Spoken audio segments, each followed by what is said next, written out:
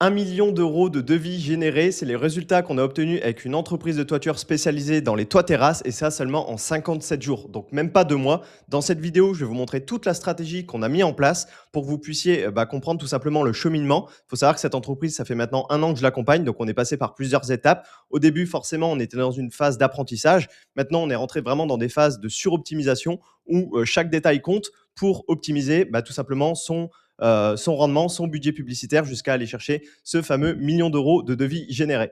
La première étape quand on veut développer son entreprise du bâtiment en mettant en place une stratégie d'acquisition digitale, c'est tout simplement de travailler sur ses fondations, c'est-à-dire son offre et son positionnement. Quel service on a envie de mettre en avant, à qui on propose ces services, quels sont les éléments différenciants de notre entreprise par rapport aux autres entreprises qui font sensiblement la même chose que nous. Et c'est justement ce qu'on a fait avec cette entreprise. C'est-à-dire qu'on a listé effectivement quelles étaient ses certifications, quelle était sa spécialisation, ce qui nous évite justement de tomber dans un message générique. Ce que font la plupart des entreprises du bâtiment, notamment quand ils font de la publicité, c'est qu'ils sont littéralement noyés dans la masse. Oui, peut-être que vous allez être visible dans les premiers résultats de recherche si vous faites de la publicité sur Google. En fait, vous allez vous retrouver littéralement en concurrence avec tout le monde, ou du moins avec ceux qui font de la publicité, parce que vous avez un message qui est générique, avec une approche qui est la même que tout le monde. Donc en fait, les gens, tout simplement, ils vont aller voir ailleurs, ils vont cliquer sur le deuxième site, ce sera la même chose, et puis en fait, finalement, c'est souvent le prix qui va être le synonyme justement de conversion ou non, donc d'appel ou de demande de devis. Donc on a vraiment fait ce travail en amont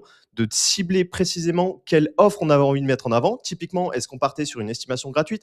Est-ce qu'on mettait en avant des offres promotionnelles? Est-ce qu'on mettait en avant un lead magnet? Donc typiquement, d'offrir par exemple un catalogue de réalisation pour récupérer les coordonnées des prospects. Et ça, c'est des choses où effectivement, on a besoin de les déterminer au préalable. Et puis derrière, forcément, il n'y a pas de recette magique. Il faut toujours tester, analyser et itérer derrière sur ce qui fonctionne. Et forcément, sur 1 an, on a pu tester pas mal de choses jusqu'à aboutir à ce type de résultat. Donc une fois qu'on a posé nos fondations, c'est-à-dire quel service on a envie de mettre en avant, à qui on propose notre service, pourquoi les gens devraient nous choisir plutôt qu'une autre entreprise, on passe tout simplement à la stratégie concrète, c'est-à-dire on va mettre les mains dans le cambouis et on va commencer par déterminer quel canal d'acquisition nous semble être le plus pertinent par rapport au service qu'on va mettre en avant. Là, en l'occurrence, étant donné qu'il s'agit d'une entreprise spécialisée dans les toits terrasses et qui intervient beaucoup dans le cas des fuites, forcément, on est sur de l'urgence. Et quand on est sur de l'urgence, ce qui fonctionne très bien, c'est Google Ads.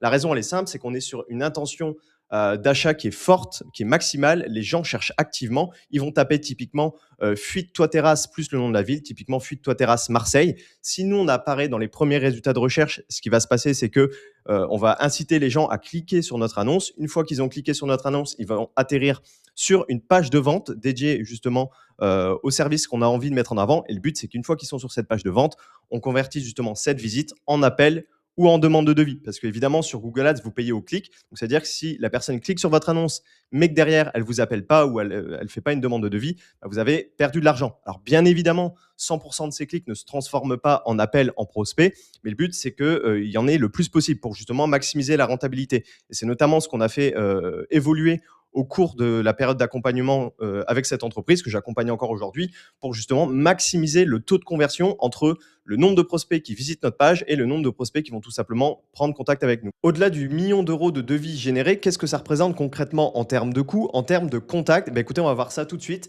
Comme vous pouvez le voir, on a dépensé 2 920 euros donc sur cette période du 2 janvier au 28 février 2026. Donc, je le redis, pour 1 million d'euros de devis générés. Évidemment, ce n'est pas du chiffre d'affaires, c'est des devis qui ont été contractés.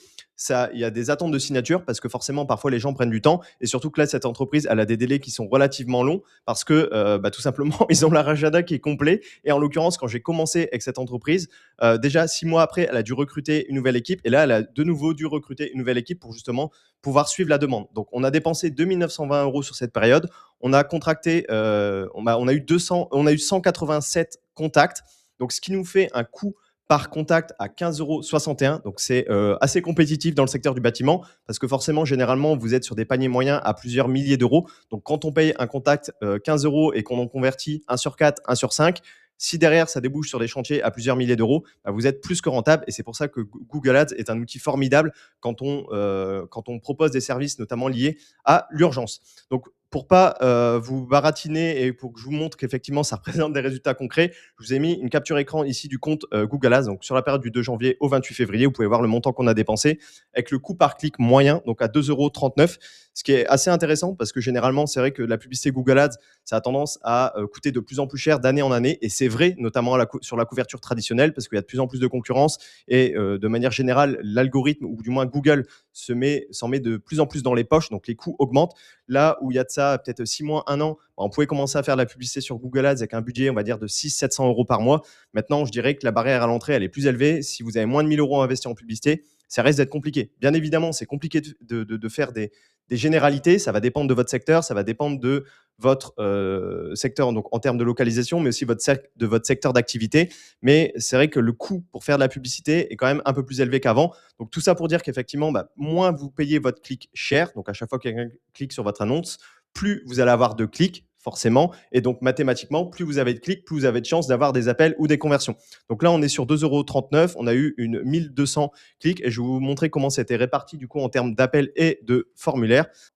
Donc sur cette période, donc des 187 contacts, c'était réparti de la manière suivante. C'est-à-dire qu'on a eu 54 formulaires. Donc c'est tout simplement des gens qui atterrissent sur notre page de vente et qui remplissent un formulaire. Et ça, c'est des choses qui doivent être évolutives. Je vais vous expliquer après comment on a fait évoluer la page de vente pour maximiser aussi notre taux de conversion. On a eu 89 appels. Donc les appels, c'est tout simplement soit les gens qui vont sur notre page de vente, qui cliquent sur le bouton d'appel et qui prennent contact avec nous, soit des appels qui viennent de l'extension d'appel. Parce qu'aujourd'hui, quand vous faites de la publicité sur Google Ads, les gens, vous pouvez rajouter l'extension d'appel, en fait, directement dans le réseau de recherche, sans que les gens aient forcément besoin d'aller sur votre page de vente ou votre site web.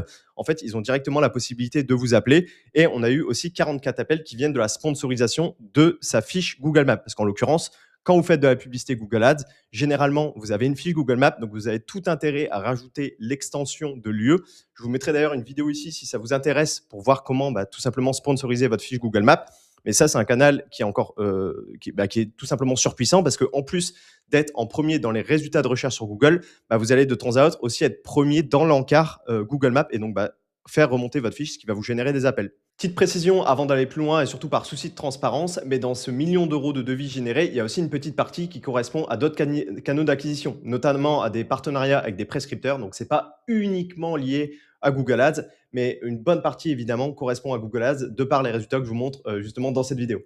Alors, au-delà de vous montrer les chiffres qu'on a obtenus, le but de cette vidéo, c'est surtout de vous montrer l'évolution. C'est-à-dire comment on fait à partir du premier jour où on lance un compte sur Google Ads, qu'on commence à faire de la publicité en ligne pour développer son entreprise du bâtiment, pour le faire évoluer et aller chercher de plus en plus de rentabilité. Donc forcément, quand on a commencé en avril 2025, donc il y a un peu moins d'un an, on a déterminé les fondations, comme je vous ai dit, on a mis des mots-clés qui étaient pertinents, c'est-à-dire qu'est-ce que c'est un mot-clé qui est pertinent sur Google? C'est un mot-clé qui a à la fois une intention transactionnelle et ou commerciale et qui a également un bon volume de recherche. Parce que nous, ce qu'on veut, c'est avoir des gens qui cliquent, mais qui ont l'intention de nous appeler. Parce que oui, c'est bien d'avoir des clics, mais si derrière, ça ne nous amène que des touristes, forcément, vous allez dépenser de l'argent inutilement. Donc, il faut faire ce travail-là en amont et c'est pour ça que c'est super important d'avoir des bonnes fondations. Ce qu'on a fait aussi, c'est créer une page de vente. C'est-à-dire que dès le début, on n'a pas redirigé le trafic sur son site web, qui était un site web qui était généraliste et surtout qui n'était pas optimisé pour la conversion. Parce que le but, quand on fait de la publicité Google, c'est pas un bouton magique, c'est de mettre toutes les chances de son côté d'être rentable. Et pour ça, nous, ce qu'on fait, c'est que oui, on est visible, on intervient sur la partie Google, mais on intervient aussi sur ce qui se passe après le clic, notamment en mettant en place des pages de vente. Donc ça va être typiquement, là en l'occurrence, on s'est spécialisé dans l'étanchéité des toits terrasses, donc faire une page dédiée uniquement à l'étanchéité des toits terrasses avec un formulaire directement intégré, des titres qui donnent envie et qui reprennent les mots-clés de notre campagne. Donc en fait, on a fait évoluer cette page au fil de l'eau, c'est-à-dire que la première version qu'on a faite n'est plus du tout la même que la version qu'on a aujourd'hui parce que justement, on l'a fait évoluer pour maximiser notre taux de conversion. D'ailleurs, je vous ai fait un petit schéma pour que vous compreniez bien l'intérêt d'augmenter votre taux de conversion. On va partir de l'exemple où vous avez 1 000 € de budget. Vous avez un coût par clic à 5 €. Donc, ça vous fait 200 clics. Forcément, 1 000 € divisé par 5, ça vous fait 200 clics. Si vous avez un taux de conversion à 2,5%, c'est-à-dire que vous avez dépensé 1 000 €, vous avez eu vos 200 clics et vous avez eu 5 contacts. Par contre, donc en gros, vous avez les visiteurs qui arrivent, qui cliquent, vous dépensez de l'argent. À la fin, combien de personnes vous appellent? Il y a 2,5% en moyenne de personnes qui vous contactent une fois qu'ils ont cliqué. Donc, vous avez 5 contacts. Si vous augmentez votre taux de conversion à 8%, ce qui est possible avec une bonne page de vente, et c'est justement ce qu'on a atteint avec cette entreprise. On est quasiment à 9% de taux de conversion. Quand on a commencé, on était aux alentours des 5%. C'est pour ça que je vous dis que c'est ultra important d'aller cibler à la fois des bons mots-clés, donc qui sont transactionnels et ou commerciaux, mais aussi surtout d'intervenir sur ce qui se passe après le clic. Donc aujourd'hui, on est aux alentours des 9%, mais là, je vous donne l'exemple avec 8%. Donc vous investissez toujours 1000 euros, vous avez toujours un coût par clic à 5 euros, vous avez donc in fine toujours 200 clics, mais cette fois-ci, vous avez plus 5 contacts, vous avez 16 contacts. Donc vous imaginez la différence, vous n'avez pas investi plus en publicité, vous avez investi le même montant, mais comme vous avez influencé sur ce qui se passe, notamment après le clic, il n'y a pas que ça qui rentre en compte, vous avez fait augmenter votre taux de conversion, et si votre taux de conversion il augmente, bah forcément vous avez plus de contacts, donc plus de chiffre d'affaires à budget égal. Et au-delà de ça, le fait d'optimiser votre page de vente, donc d'avoir une page de vente plutôt que d'avoir un site web, ça a un impact sur votre score de qualité sur Google Ads. Pour bien comprendre, et je grossis le trait, en fait, qu'est-ce qui va faire qu'une entreprise va être première, deuxième, troisième si vous êtes sur le même mot-clé, comme par exemple entreprise d'étanchéité ou tout simplement le mot-clé couvreur. Donc, si vous investissez le même budget, vous avez les mêmes annonces, qu'est-ce qui va faire que vous êtes premier, deuxième ou troisième? Bah, c'est votre score de qualité. Il y a plusieurs éléments qui rentrent en jeu dans le score de qualité, mais la page de vente en fait partie. Donc, c'est vraiment un point clé que je voulais aborder dans cette vidéo, c'était l'évolution de la page de vente. Nous, on ne s'est pas contenté de rediriger du trafic sur un site web. Aujourd'hui, en 2026 et dans les années à venir, on doit vraiment mettre toutes les chances de son côté, être flexible, faire évoluer les éléments. Il n'y a rien qui est acquis. Vous avez dû le remarquer, notamment pour ceux qui ont des fiches Google Maps, qui ont déjà fait de la publicité à l'époque. C'est devenu beaucoup plus compliqué qu'avant. Donc, on doit redoubler d'efforts, de créativité également, pour justement mettre en place ce genre d'éléments qui ont un impact sur les résultats. Et c'est ce que je veux vous montrer vraiment aujourd'hui, parce qu'au début, on avait un taux de conversion aux alentours des 5%. Aujourd'hui, on a réussi à être à 8-9% et forcément, ça se matérialise par beaucoup plus de contacts et donc beaucoup plus de chiffre d'affaires. Au-delà de l'ajustement de la page de vente, on a aussi fait toutes les optimisations sur Google Ads, donc au niveau des mots-clés d'exclusion, parce que forcément, vous allez vous rendre compte quand vous allez dans vos termes de recherche que votre annonce, ou du moins que votre annonce, oui, est diffusée sur des requêtes qui ne sont pas forcément pertinentes par rapport à ce que vous avez envie de mettre en avant. Donc en fait, le but, ça va être d'étoffer votre liste de mots-clés. Typiquement, généralement, quand on lance un compte Google Ads dans le secteur du bâtiment, on va mettre en mots-clés d'exclusion tout ce qui est stage, emploi, pas cher, arnaque, camion, parce que ça, forcément, ça ne va pas nous rapporter des contacts qui nous intéressent. Et au fil de l'eau, on va se rendre compte qu'il y a d'autres termes de recherche auxquels on n'aurait pas forcément pensé, qu'on va venir ajouter justement dans cette liste d'exclusion par rapport à ce que nous recommande Google Ads, ou du moins par rapport à ce qu'on a vu dans les thèmes de recherche. On va aussi affiner notre liste de mots-clés de diffusion, parce que forcément, quand je vous ai dit, on a bossé sur les fondations au début, donc d'aller chercher des mots-clés intentionnels avec un bon volume de recherche. En fait, on va peut-être se rendre compte que certains mots-clés, on a diffusé de l'argent dessus. Typiquement, on a eu dépensé peut-être 150, 200 euros, on a eu un certain nombre de clics, et ces mots-clés-là ne nous ont pas apporté suffisamment de conversion pour être pertinent. Donc en fait, on va se focaliser sur ce qui marche et faire plus de ce qui marche, tout simplement, pour ne conserver que ce qui est le plus rentable. Et c'est ce qui nous permet, au fil de l'eau, d'aller chercher ce genre de résultats. En fait, c'est ce qu'il faut bien comprendre quand on fait de la publicité Google Ads.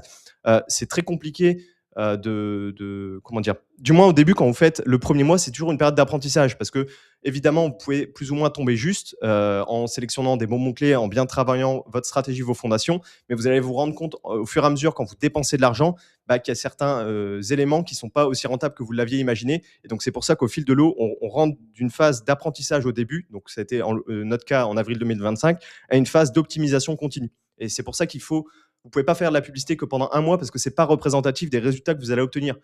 Généralement, ce qui est recommandé, c'est de faire de la publicité pendant au moins 3 mois. Donc, idéalement, d'avoir la trésorerie pour faire de la publicité pendant 3 mois, pour avoir déjà une idée plus concrète des résultats que vous pouvez obtenir avec votre entreprise du bâtiment quand vous faites de la publicité Google Ads. Et si vous voulez avoir une idée un peu plus concrète, justement, des leviers d'optimisation quand on fait de la publicité sur Google Ads, je vous en ai remis quelques-uns ici qui sont à mes yeux les plus importants. C'est évidemment tout ce qui est lié à l'offre et le positionnement. On en a discuté. Qu'est-ce qu'on va mettre en avant? Est-ce que c'est recevez votre estimation gratuite? Également, tout ce qui est les garanties. Forcément, ça vient réassurer le prospect. Votre différenciation par rapport aux concurrents. Typiquement, si vous avez des photos, des vidéos, des témoignages vidéo de vos clients, ça, c'est des choses qu'il faut faire apparaître, notamment sur votre page de vente, parce que ça va le rassurer. Donc, ça va faciliter son passage à l'action et donc augmenter votre taux de conversion. On va avoir les classiques, les mots-clés. Donc, comme je vous disais, d'aller chercher des mots-clés intentionnels, de supprimer les mots-clés qui ne sont pas pertinents, d'ajout en continu des mots-clés, d'exclusion, etc., etc. C'est pour ça que ça demande une gestion quasiment quotidienne, justement, quand on fait de la publicité Google Ads, pour s'assurer de ne pas brûler son budget publicitaire. On va avoir l'optimisation au niveau du ciblage géographique, c'est-à-dire que si vous faites de la publicité dans un rayon de 50 km autour de chez vous, je reprends l'exemple de Marseille, mais plutôt que de mettre simplement un rayon de 50 km, prenez tous les codes postaux et vous allez vous rendre compte, à force de dépenser de l'argent, quels codes postaux sont les plus pertinents ou non. Donc, qu'est-ce que c'est un code postal pertinent? C'est là où généralement on va avoir le coût par clic le plus faible et le coût par conversion surtout le plus faible. Par exemple, vous vous rendez compte que tel code postal, vous avez un coût par conversion à 50 euros, donc vous payez 50 euros pour avoir un contact, alors que de l'autre côté, sur d'autres codes postaux, vous avez un coût par conversion à 150 euros. Bon, peut-être vaut mieux sous-pondérer le budget sur le code postal qui est le moins rentable, voire même l'exclure pour réattribuer ce budget sur le code postal qui est le plus efficace pour justement maximiser vos résultats. Donc ça, c'est à prendre en considération. Vous avez aussi le calendrier de diffusion, c'est-à-dire de voir quels jours de la semaine sont les plus efficaces. Est-ce que vous avez plus de résultats le mardi que le samedi? Est-ce qu'il y a des jours de la semaine qui mériteraient potentiellement d'être exclus pour dépenser davantage sur les jours les plus rentables?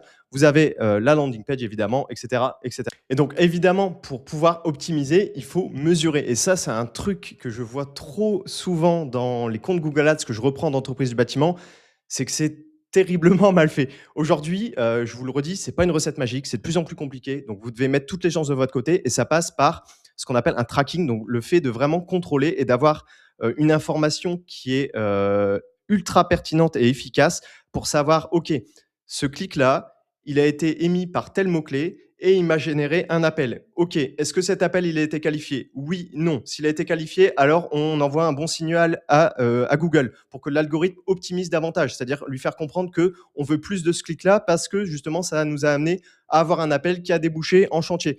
Et ça, c'est vraiment des choses qui sont trop peu faites dans le secteur du bâtiment et qui, vous pouvez être tout à fait rentable sans forcément mettre ce genre d'éléments en place. Mais ne serait-ce que de l'avoir, ça vous permet déjà de mesurer votre rentabilité. Parce que oui, mettre 1000 euros en publicité, c'est bien. Mais si derrière, vous êtes incapable de savoir le nombre d'appels que vous a généré la publicité Google Ads, en fait, vous avancez littéralement à l'aveugle. Vous ne savez même pas si vous êtes rentable. Ça, c'est vraiment la base. Et évidemment, derrière, vous pouvez pousser encore le curseur plus loin jusqu'à savoir effectivement qu'est-ce qui s'est dit au téléphone. Est-ce que ce prospect-là, il a été amené à prendre un rendez-vous? Est-ce qu'il a signé en chantier? Si oui, pour quel montant, etc., etc. Et pour ça, du coup, il y a des outils tiers que vous pouvez utiliser. Moi, j'utilise notamment Magnetis pour les appels. En fait, ça me permet de savoir précisément le nombre d'appels qu'on a obtenus pour une période donnée et aussi de voir, comme je vous parlais au niveau du calendrier de diffusion, les jours de la semaine où on a eu le plus de contacts et en sachant avec précision ce qui est le plus pertinent pour vous, c'est-à-dire est-ce que finalement c'est les formulaires de contact, donc les demandes de devis sur votre site web qui vont plutôt aboutir sur des chantiers? Est-ce que c'est les appels depuis la page d'atterrissage ou alors est-ce que c'est les appels depuis l'extension qui amène davantage à du chantier? En fait, vous allez être en mesure d'ajuster progressivement le tiers. C'est-à-dire que sur certains comptes Google Ads, on va se rendre compte, par exemple, que les extensions d'appels nous appellent des prospects qui ne sont pas qualifiés, qui font des erreurs, parce que, en fait, tout simplement, ces prospects n'ont pas pris la peine de cliquer sur l'annonce, d'aller voir ce qu'on a à leur proposer sur notre page de vente, donc avec les photos de réalisation, etc. Donc, parfois, vous allez vous rendre compte que ce n'est pas pertinent et du coup, tout simplement, vous allez supprimer l'extension d'appel pour vous focaliser que sur ce qui marche. Et en fait, c'est ce genre de détails qu'on a fait évoluer au fil de l'eau pour générer justement tous ces résultats. Et donc, à un moment donné, on s'est dit, qu'est-ce qui pourrait nous permettre d'aller chercher encore plus de résultats que ce qu'on a aujourd'hui? Parce que forcément, on est plutôt pas mal en termes de rentabilité. Et du coup, on s'est dit, on va tester, on va se diversifier, on va essayer la publicité Facebook. Donc, la publicité Facebook, il faut savoir que l'intention, la stratégie n'est pas la même parce qu'on n'est pas sur de l'intention chaude, c'est-à-dire que sur des prospects qui sont déjà beaucoup plus matures, qui ont conscience de leurs problèmes, qui vont aller sur Google pour chercher une entreprise qui va résoudre leurs problèmes. Là, on est plus sur de la publicité d'attention, c'est-à-dire comment on fait pour faire de la publicité qui va venir capter l'attention de ses prospects et convertir cette attention en contact. Force est de constater qu'on n'a pas été super rentable, c'est-à-dire qu'on était juste à l'équilibre. Donc, on a dépensé 1000 euros, on a généré grosso modo pour 1000 euros de chantier. Donc, ça n'a pas été pertinent parce que d'autant plus que, en l'occurrence, mon client, il devait, le dirigeant de l'entreprise du bâtiment devait contacter les prospects, interagir avec eux. Dans l'eau, il y avait des prospects qui ne répondaient pas. Donc, ça devient assez frustrant. Donc, finalement, on s'est rendu compte que ça ne valait pas le coup. Et en fait, aujourd'hui, c'est ça. C'est savoir sur quel canal d'acquisition vous allez mettre le plus clair de vos efforts. Et Google, pour le coup, sur tout ce qui est intention forte et surtout l'urgence, il y a pas, c'est difficile de faire mieux. En fait, Facebook, ça va plus être sur des services. On va réussir à créer du désir là où des prospects n'auraient pas eu la maturité d'aller sur Google pour chercher nos services.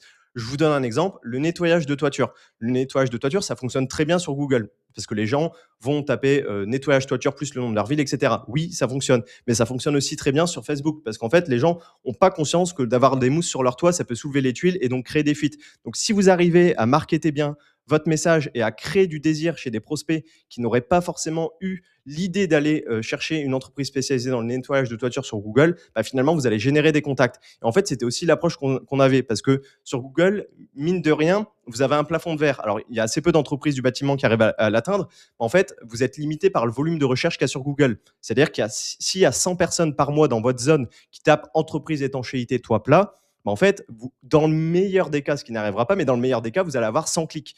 Donc, du coup, vous avez quand même un plafond de verre. Et en fait, le fait de diversifier vos canaux d'acquisition, déjà, ça permet potentiellement de diluer de risques et de ne pas mettre tous vos œufs dans le même panier, mais surtout d'aller casser ce plafond de verre pour aller chercher des prospects qui n'auraient pas été aussi matures. Bref, tout ça pour dire qu'on a testé cette stratégie, ça n'a pas été forcément efficace, mais c'est aussi comment dire, l'état d'esprit que vous devez avoir quand vous avez une entreprise du bâtiment et que vous souhaitez la développer au travers les différentes solutions qu'on a avec le digital, c'est qu'il faut tester. Évidemment, il y a des choses qu'on peut savoir en fonction justement de l'expérience et surtout de ce qui se fait déjà ailleurs pour s'en inspirer, mais il n'y a pas de vérité absolue. Donc, il faut toujours tester, analyser et voir ce qui fonctionne le mieux. Donc aujourd'hui, quand on arrive à ce genre de résultats sur des comptes Google Ads, l'objectif, c'est plus tant d'aller chercher vraiment ce qu'on appelle de la croissance au niveau du compte Google Ads, c'est surtout d'avoir une stabilisation des résultats. Parce que forcément, si on arrive à générer 1 million d'euros de devis en même pas 2 mois, c'est plutôt intéressant. Donc nous, ce qu'on cherche ici, c'est à stabiliser le coût par action. Donc en gros, combien on paye pour avoir un contact à 15 euros. Donc, un maintien des performances sur l'ensemble des canaux, donc c'est-à-dire tout ce qui est appel, formulaire de contact, etc., etc. Donc, s'il y a bien une chose à comprendre au travers de tout ça, c'est que finalement, c'est pas uniquement grâce à Google Ads qu'on a obtenu ces résultats, c'est vraiment un ensemble de choses, un écosystème. C'est-à-dire toutes les optimisations continues qu'on va faire et tous les éléments qui peuvent faire que ça a un impact sur les résultats. Évidemment, il y a des secteurs où c'est plus compliqué que d'autres en fonction de la saisonnalité, en fonction aussi de la concurrence. Il n'y a pas, je le redis, mais de vérité générale et je veux vraiment souligner ce point-là. Je sais que la publicité Google Ads, c'est pas forcément aussi rentable pour la plupart des entreprises. Là, je vous ai pris un exemple qui est, on va pas se le cacher, assez atypique et pour lequel justement on a eu l'occasion de tester énormément de choses. Donc, je trouvais que c'était assez représentatif. Mais je sais qu'il y a d'autres secteurs où forcément c'est beaucoup plus compliqué. Mais en fait, le sujet de cette vidéo, c'était de vous montrer qu'effectivement, vous focalisez uniquement sur Google Ads. Bah, vous faites peut-être fausse route et en fait, c'est peut-être les éléments qu'il y a autour de votre compte Google Ads qui auront un impact justement sur vos résultats publicitaires. J'espère que cette vidéo vous aura plu. Bah, si c'est le cas, n'hésitez pas à la liker, à vous abonner à la chaîne et on se dit à la prochaine. Ciao.